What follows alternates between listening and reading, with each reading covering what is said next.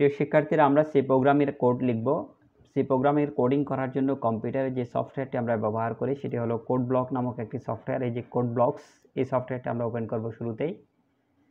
এই সফটওয়্যারে প্রবেশ করার পর ফাইল মেনু থেকে আমরা নিউ অপশন থেকে এমটি ফাইল নামক এই অপশনে ক্লিক করব। একদম নতুন একটি উইন্ডো আমাদের সামনে চলে আসবে।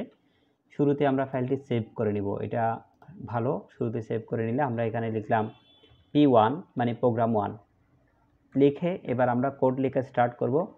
তো আমরা কোড লেখার শুরুতে একটা হ্যাশ চিহ্ন ব্যবহার করি। দেখো হ্যাশ চিহ্নটি দেওয়ার সাথে সাথে হ্যাশ দিয়ে যতগুলো কিওয়ার্ড লেখা যায় সবগুলো দেখাচ্ছে। আমরা এখানে হ্যাশ ইনক্লুড শব্দটি লিখি, INCLUD, দেখো ইনক্লুড চলে আসছে। এখন আমরা ফার্স্ট অ্যাঙ্গেল ব্র্যাকেট দিয়ে এখানে stdio.h এই ফাইলটিকে আমরা ইনক্লুড করি।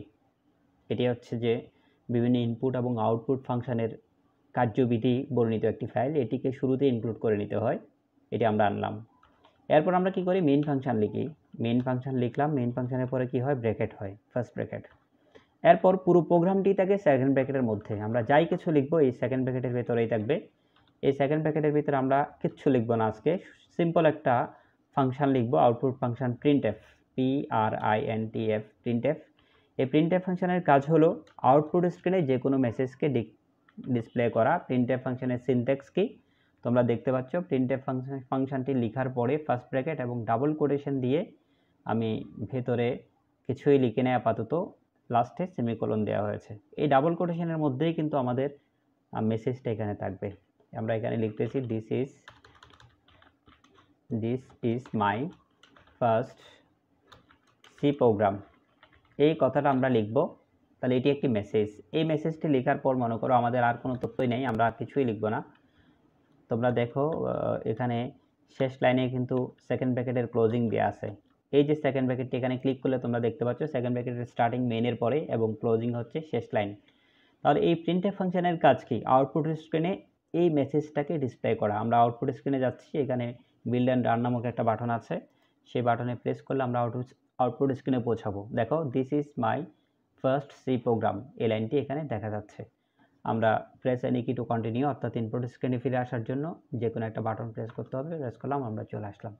এভাবে আমরা প্রিন্টএফ ফাংশনের মাধ্যমে যে কোনো মেসেজকে ডিসপ্লে ইউনিটে, আউটপুট স্ক্রিনে বা মনিটরে প্রদর্শন করতে পারি। এখন আরও একটি লাইন আমি লিখছি, আবার প্রিন্টএফ লিখছি। তোমরা দেখো প্রিন্টএফ, এখানে ডাবল কোটেশন দিতে হবে। আমরা শুরুতে ডাবল কোটেশন দিয়ে দিলাম। এখানে লিখলাম this is my ICT class, এই কথাটা লিখব।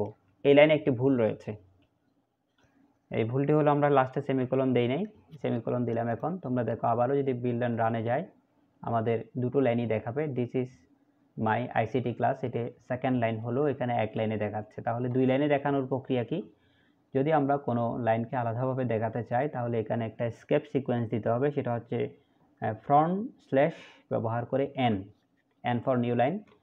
এখন তোমরা দেখতে পাবে আউটপুট স্ক্রিনে দ্বিতীয় লাইনটি অবশ্যই দ্বিতীয় লাইনে দেখাচ্ছে। দেখো this is my ICT class, এটি দ্বিতীয় লাইনে, আর this is my first C program, এটি প্রথম লাইনে দেখা যাচ্ছে। আজকের প্রোগ্রাম থেকে আমরা শিখলাম প্রিন্টএফ ফাংশনের ব্যবহার। প্রিন্টএফ ফাংশন দিয়ে ডিসপ্লে ইউনিটে সিম্পল একটি মেসেজ ডিসপ্লে করা যায়, আবার কোনো চলকের মানও প্রদর্শন করা যায়। আমরা এখানে কোনো চলক নেই তাই কোনো চলকের মান প্রদর্শন করিনি। আজকের প্রোগ্রামটি এ পর্যন্তই।